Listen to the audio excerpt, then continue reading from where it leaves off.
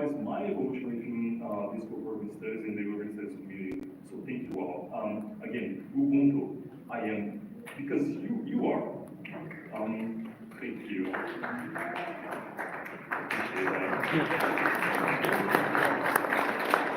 So all this sounds good, but just for the context, for the folks that actually kind of don't know me very well, so there are two big questions looming here, and I should address these questions now. So the first question is, who am I, and why am I here? So I'm gonna be addressing these two questions. So the first one, who am I?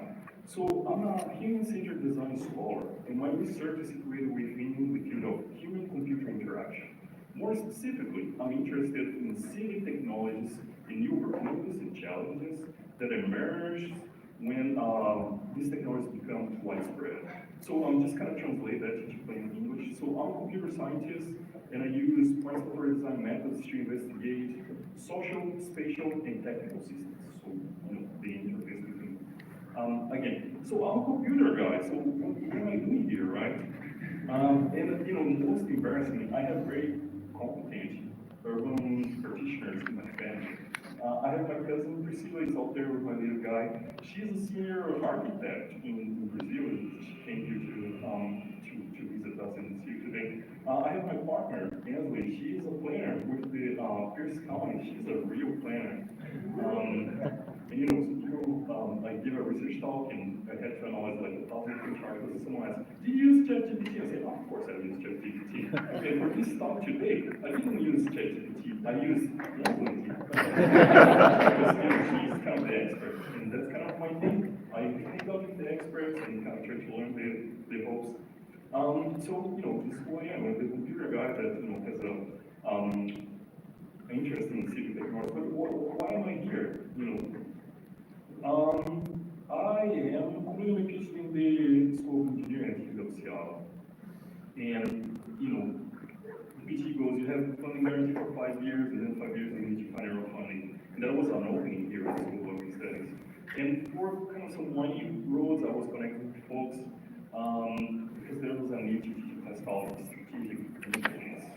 Basically, how planners can facilitate decision making. So when I agreed to teach that class, I focused on the strategic intention rather than the strategic influence. And I created a methods class that scaffolded hands-on exploration of human-centered design as a framework for community planning and analysis. So, you have some people that they're visual thinkers. They think by kind of drawing things and seeing visual representations. There are people that need to write things in order to process and think. I think by design things, and that's what I try to train the students in that class with. And this approach was informed by critical pedagogy, which critically investigates power structures and inequalities and social justice, and emphasize student agency, critical thinking, and development of critical consciousness. So I charged them, the students in my class, with engaging with a local partner, identifying existing initiatives that could be leveraged, and propose a design of an artifact that could address these opportunities that they would identify. And we were lucky enough to partner with a local organization called Commencement Works. And the Commencement Works is like an engine of the Commons creative entrepreneurs. They support local business with an incubator. They have a public arts program that's responsible for one of the most beautiful art pieces that you see in mirrors that you see around the Commons. So this was our community partner for that specific class. And these students, they are chartered basically with coordinated space works to understand what they do, their challenges and opportunities, identify the people that were mostly impacted by their work, go talk to them, and facilitate design of something that would support whatever they are doing. And I think the word facilitate is very important here because, instead of coming from an expert perspective and they really kind of incorporate the principles of critical pedagogy and of horizontal power dynamics, so we are facilitating design is very important. But when I first present this idea to the students and I say, this is what we're gonna do, and then I have questions like,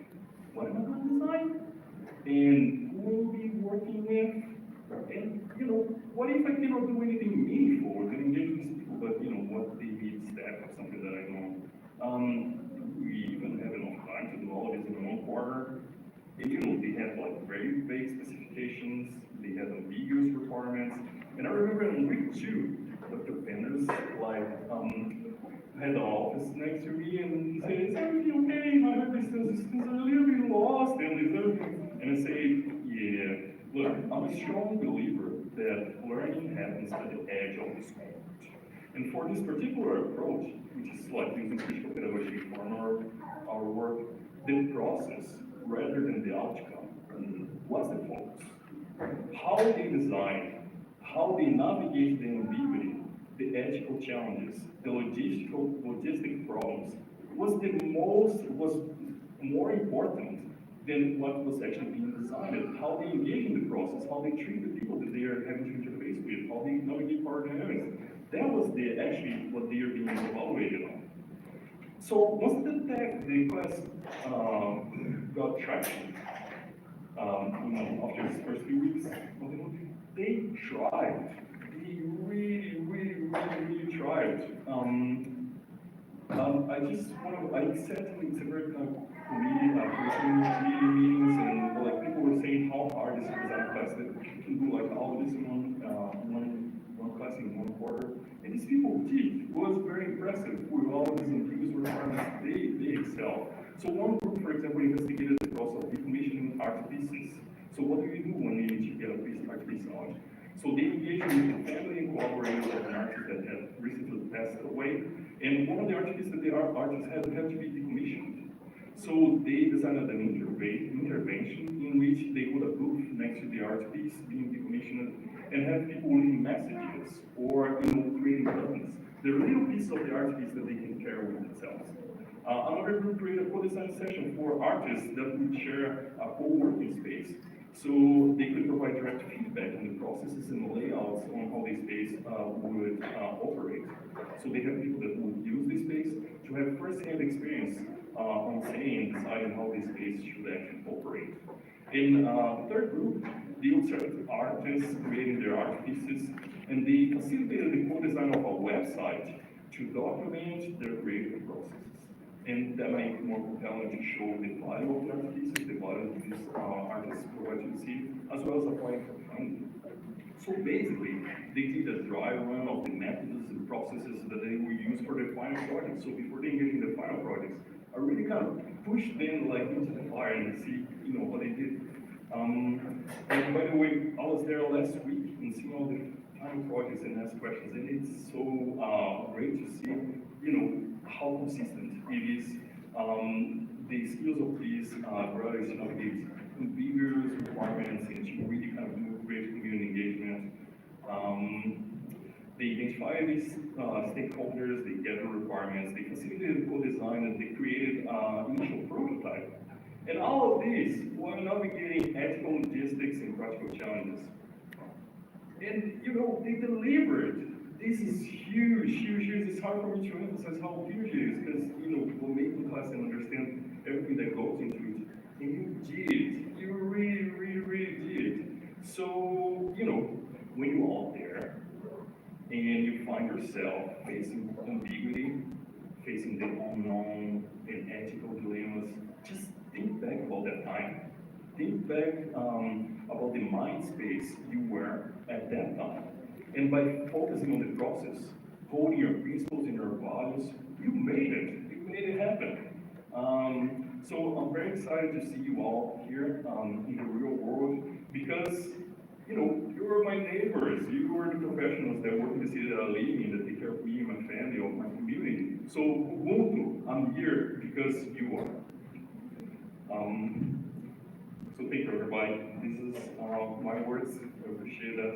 And none of this work would be possible without the help of Jennifer English, which was Workspace Director, and Jasmine Brown, which is the former Space Work Public Arts Coordinator.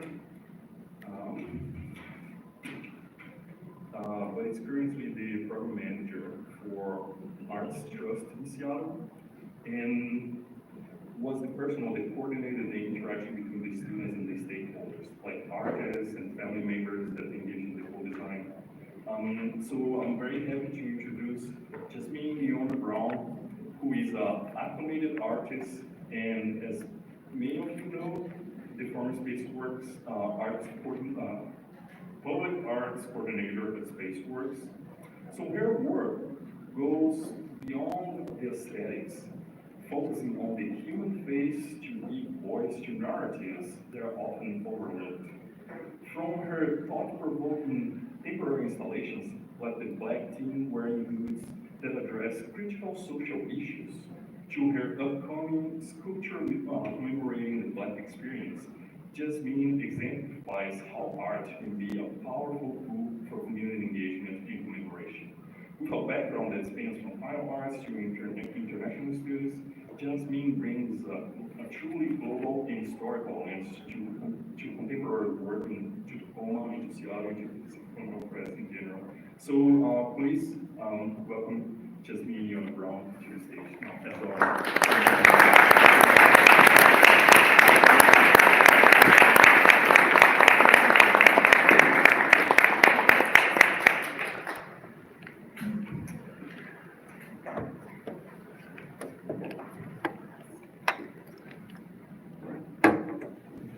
Thank you for that wonderful introduction. And good evening, graduates, faculty, family, and friends. What an honor to be here tonight. And I want to thank the School of Urban Studies for inviting me to speak, and especially all of you in the room who worked so hard and sacrificed so much and earned the right to wear these funny sleeves and velvet hoods tonight.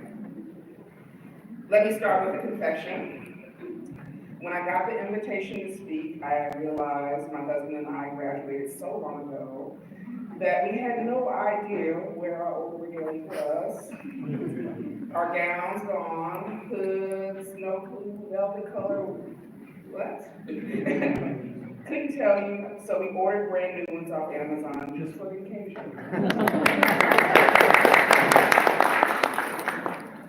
Because what does this regalia really represent? It's more than costume. It's a symbol of survival, of scholarship, growth, and it certainly says more about me than a design handbag. And when I worked it made me think of when I worked at Microsoft, one of my bosses wore the same outfit every day. It was a gray hoodie and jeans. Finally, one of us asked him, why?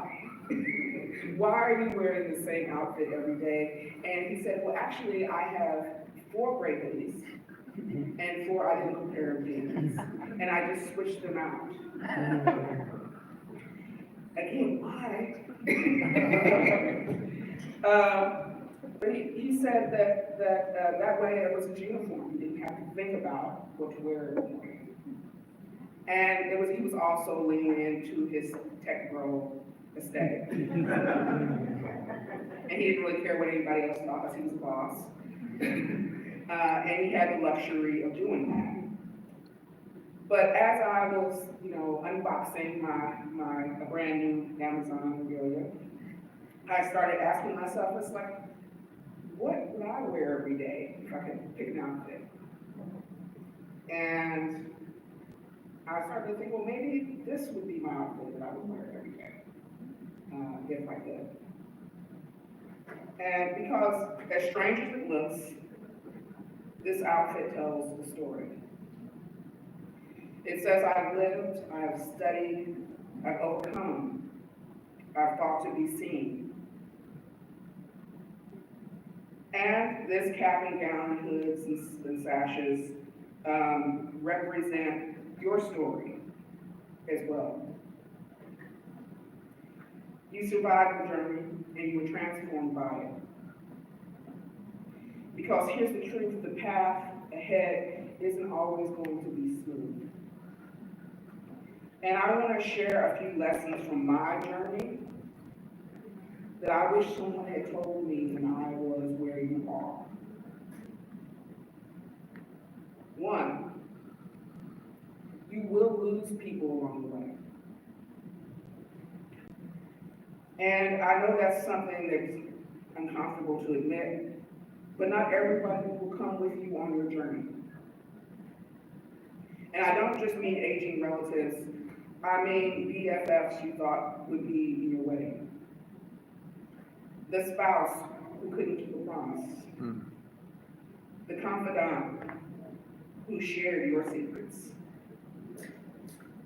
As you evolve, your circle will too. It's painful, but also necessary.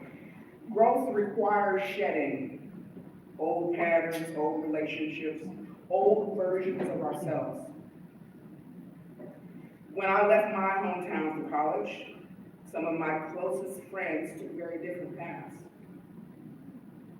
An old high school boyfriend ended up selling drugs. Unfortunately, one of my best friends was diagnosed with schizophrenia. When I went back for my 10-year reunion to meet the girls I hung out with in high school, couldn't understand why I would want to move across country. What's out there on the West Coast? All right. In college, I had, a boyfriend or two asked me to start having babies before I was ready. I had one boyfriend tell me, I want 6 kids. Like he was ordering sliders at a restaurant.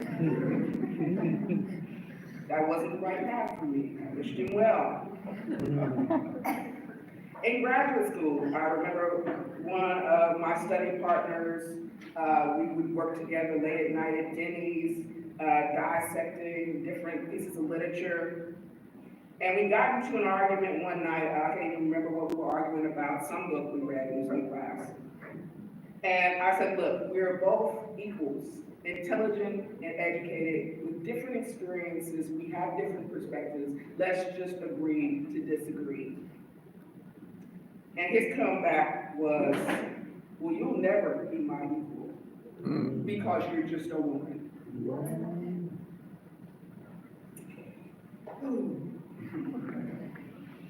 We're no longer tight anymore.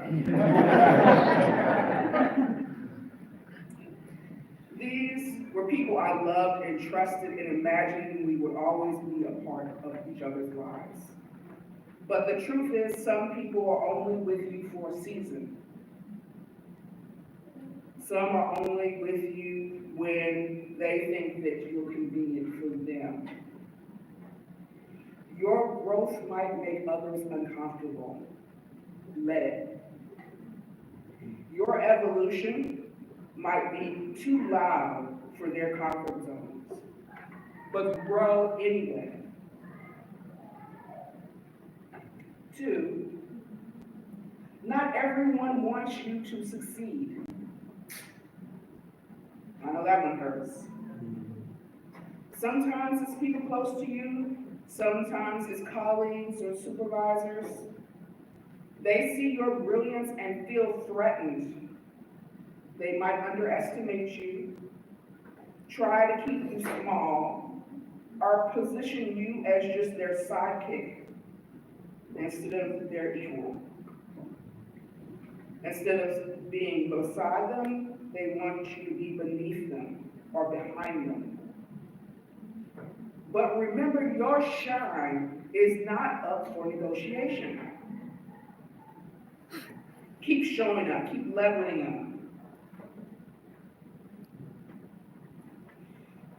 up. Some people will see your light and look for the dimmer switch. Some will treat your excellence like an insult. Okay, I gotta tell a story right now. I was riding home with a classmate of mine. She was giving me a lift. And she was complaining about having gotten a C on an exam we just took. And then we got our scores back. She was really, really pissed off and upset.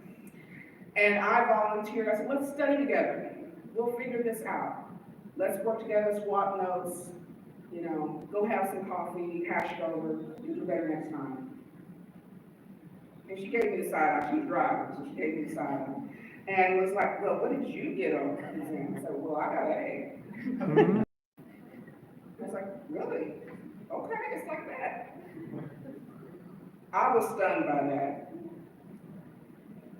because I had extended kindness, but it triggered resentment in her. You'll learn this as you rise. Some people only support you as long as you're behind them in their mind. The second you get ahead, they might feel betrayed. But that discomfort is not your responsibility. You don't need to shrink to be palatable to others. Shine anyway. Find people who cheer your wins and challenge you with love. That's real community, and that's what you deserve. 3, the isms are real. Bias isn't hypothetical, it's not theoretical, it's real. Racism, sexism, classism, elitism, ageism, all of it, it's real. They are out there waiting for you. And you won't be able to always go around them. Sometimes the only way forward is straight through it. And when you find yourself coping in ways that the others don't understand, you might even be blamed for how you survive. That's not what imposter syndrome is. That's blaming the victim for being made to feel like they don't belong, but you do belong. You've earned your seat at every table, in every room you enter. And it's not always loud, it's not always suitable, coded or disguised as a joke, these microaggressions that you might receive.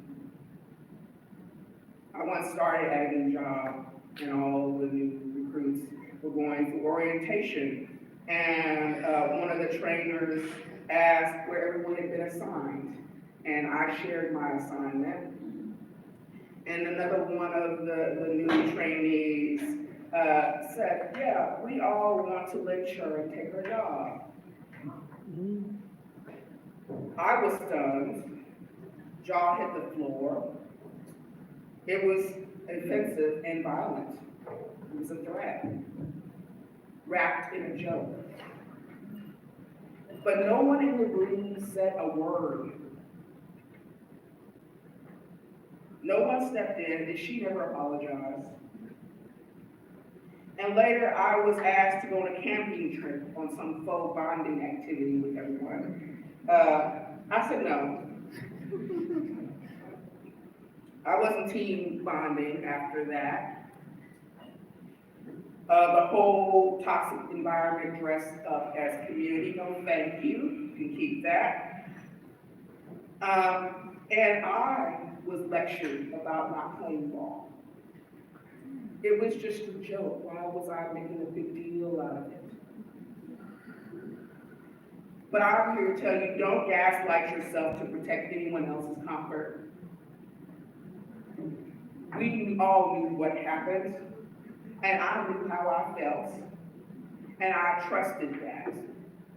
Y'all go camping by yourselves. Promise yourself this: you will be someone who stands up for yourself and for others. Because sometimes the difference between despair and survival is just one person saying, that's not okay. Be that person. 4, your path may not look like your classmates. Some of you may have clear, straight, glorious paths to the C-suite. A job offer, a moving bonus, a corner office waiting for you as soon as you walk out of this room. Some of you might feel lost tomorrow morning. And then 6 months from now. That's okay. My path has been all over the place. But sometimes detours turn to be gold. Back in 2000, I worked for a tiny startup that had absolutely nothing to do with my major. And it turned out that that little company got bought out by this bigger company called Google. And I ended up with Google stock. When it IPO'd, I was like, ooh, I'm gonna go travel around the world. That was a real surprise. From being deep in student loan debt. That moment, I was able to walk the Great Wall. I stood in awe in front of the Taj Mahal. Found myself at a contemplate ceremony in a favela in Brazil, where a cigar-smoking priestess tapped me on the shoulder to dance at the ceremony. I thought, me, I can dance. I'm clumsy. But something shifted. The ancestors came forth and helped me keep rhythm that night. And I danced. But I promise you, not every surprise will be that joyful. My grad school roommate lost her home in Hurricane Katrina 20 years ago. I held my little baby boy swaddled while the doctors tested him because they detected he had a hole in his heart. I held my husband's hand last year as we decided together what path we would take for his prostate cancer treatment. This life will stretch you, break you open, and you will encounter trouble. But you're walking out of here with more than a diploma, you have a tool belt. You know how to write, organize, advocate, dream, plan, and rebuild. When you face storms, you will face them, and you won't be empty-handed.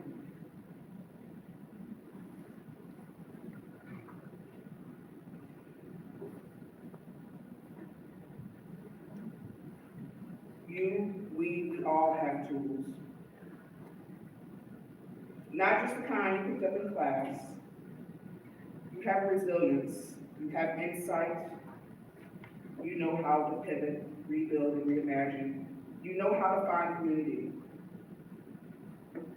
You know how to create systems when none exist. That's what planning is. You know what justice work is. You know what survival is.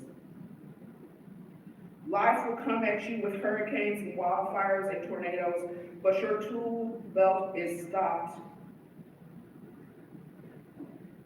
And when you don't have the right wrench, you know who to call. You know how to ask for help. That's not weakness, that's wisdom. And yes, maybe I'll wear this outfit every day. But this is not just fabric. And this is not just a ceremony. Tonight, as you step into your next chapter, remember, these gowns are not just for celebration. They are your armor. They are your legacy. It's a symbol, a banner, a declaration. I did this, we did this.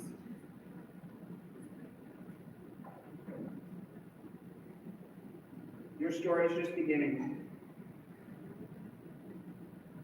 And I, for one, can't wait to see what you write next.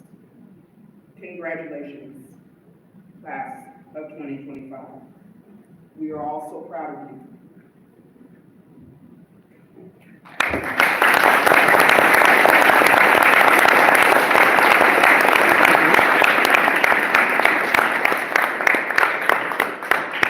Thank you, Jasmine, for your inspiring words and for sharing about your journey with us, your dedication to community and creativity, and community commitment to shining brightly beautifully reflect the spirit of this program. At this time, I'd like to please invite Dr. Ann Tolfin to join me on the stage so she can, on behalf of the School of Urban Studies, hand both of our speakers a small token of our appreciation.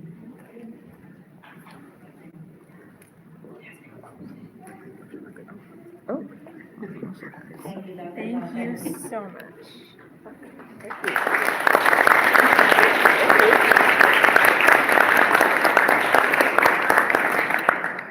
Do I need to come up?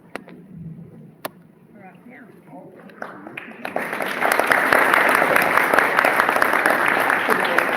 Dr. Silva and Jasmine Brown, thank you for your time, your wisdom, and your generosity. We're grateful that you could join us tonight and be part of this celebration. Now, it is my pleasure to introduce our student graduation speaker, Claire Swearingen. Claire's leadership, insight, and care have left a mark on this cohort and on all of us. Please join me in welcoming Claire to the stage.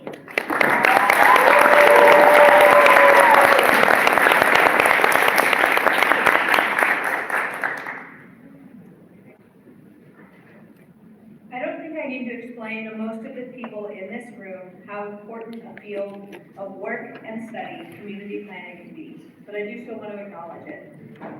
I want all my classmates to remember the work that you have done, the things that you have devoted yourself to studying, and the work that you're going to go out and do in the world is immensely important. Community, here and now, is possibly more important than it ever has been, or at least in a long time. And the work that you are going to do has the capacity to support and uplift the communities that need it the most now.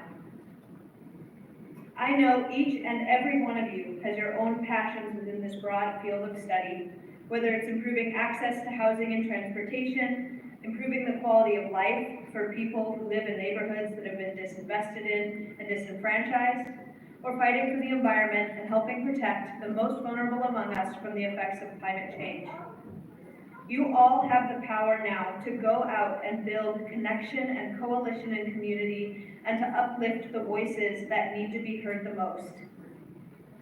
One of my favorite parts of this experience has been getting to know not only everybody's passion, the things that drove you to this great accomplishment, but also your stories. Every single person in this room has such a unique story that they are bringing forward with them into this work. Each of these stories will be the backdrop for the change that you all go out and make in this world. This is a difficult time for me to feel optimistic, and it's a hard time to feel hope. All of you make me feel hope and optimism, thinking about the work that you're going to go out and do. And so I want this to be a thank you. Thank you to my fellow students for dedicating yourself and working so hard to expand your skills, expand your mind, and expand your knowledge so that you can be the best community advocate that you can be. Thank you for bringing your passion and your story with you when you go to do this work. Thank you, of course, to all of our professors and mentors who supported our growth both as students and as community planners. And thank you, of course, to the support networks that are here, not just my own, of course, but to all of those of my fellow students for supporting the development of these wonderful people and for supporting the very challenging journey of getting a master's degree. To my fellow students, I have seen how hard you worked, and you should be immensely proud. And to all of the friends and family in the room, you should be immensely proud that you have such wonderful people in your life. Thank you, everybody, and congratulations to the 2025 MACP cohort.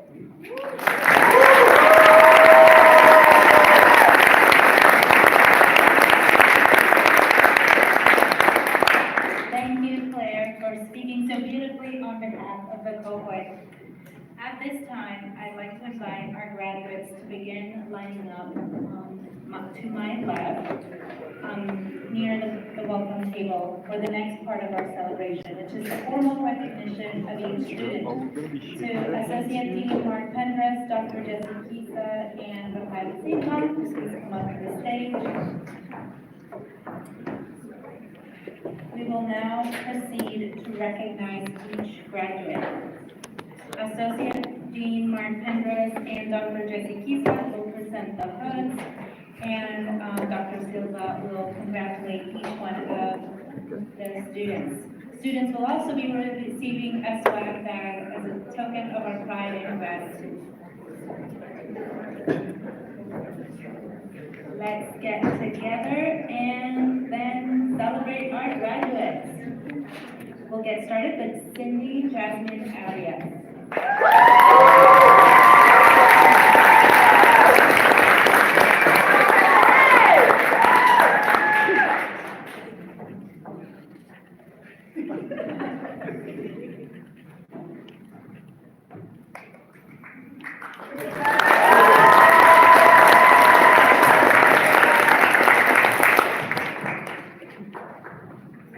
Lucas Cole.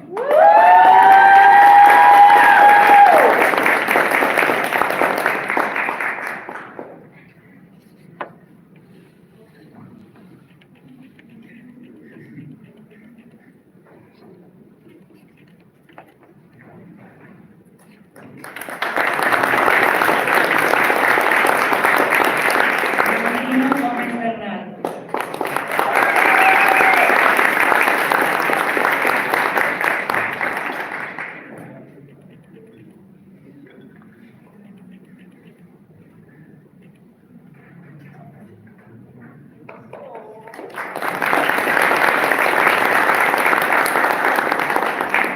Ashley Jones.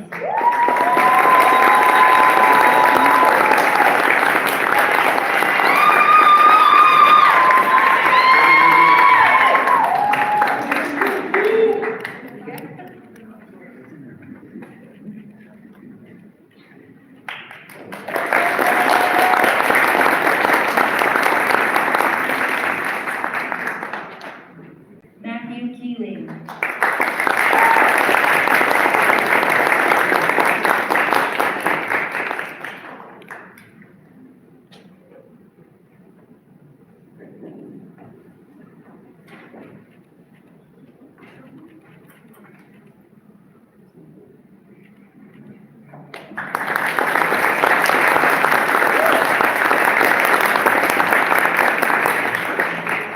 Madison Kruger.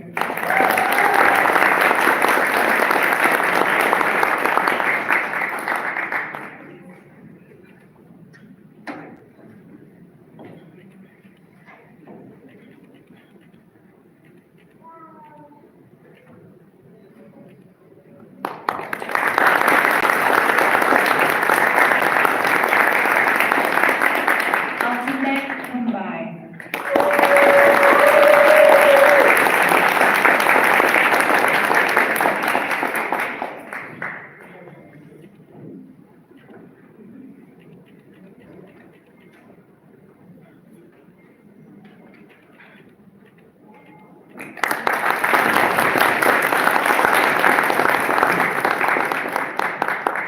Patrick Nance.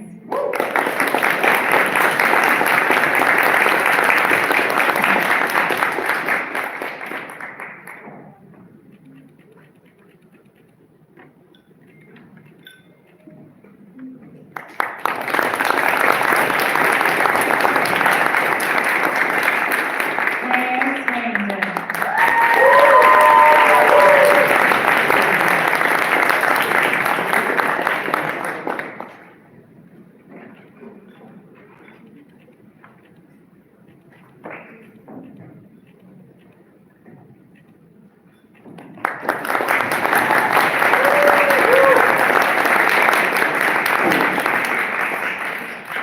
And Leslie Vasquez.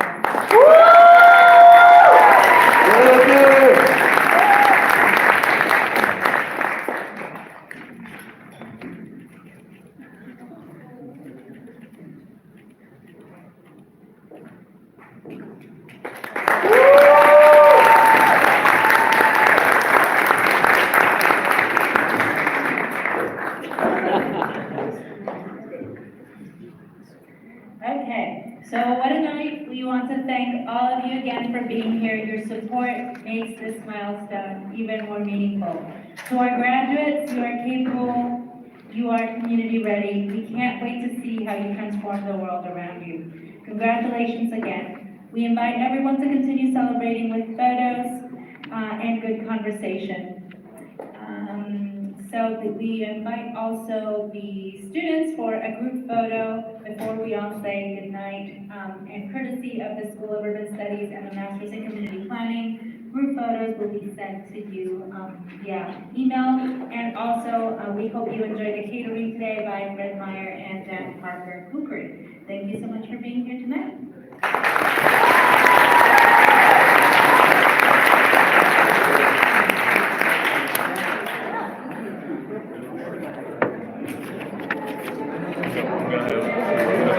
I have my little boy outside and 2-year-old, he's in Kansas, so I'm gonna have to keep going. But so nice to see you, Jasmine.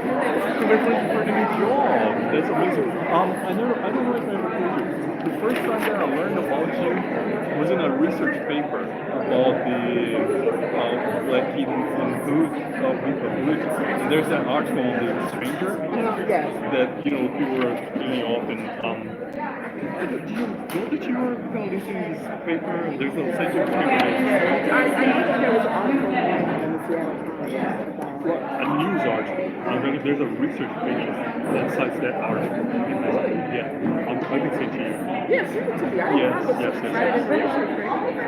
So anyway, yeah. So thank you for coming. It's so nice that I can. I cannot even think of like all the customers who are included in the supports, not just the villages and everything, but it was very meaningful. People who were like, that's what me too. So anyway, thank you. I just want to, yeah. So I appreciate it. I'm glad that it resonated with the students and people who were really happy. folks are seeing the call. It's Yeah, coming, yes. yeah, we live here in Tacoma. Okay. Yes. So I hope to see you all around. All right, okay. Can I have, come down upstairs, Just please? that job. that you All said. right. You just said. Yes. So I'm doing that every day. Okay. Nice big smiles, everybody. 1, 2, 3. That's a thing. Masahiro Stay said right that there. in his 1, life, yeah, they are talking 2, about you. 3. But yeah, let's And then let's add faculty. what is your new contact? That's okay. You wanna send me a video or something? All right. 1, 2, 3. Hold right there. 1, 2, 3. 706. Awesome. Thank you, everyone.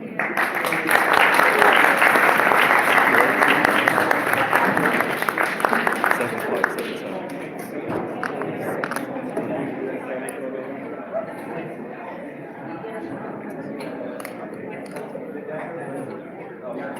Appreciate that. Thank you. Here you go, Jasmine. Thank you.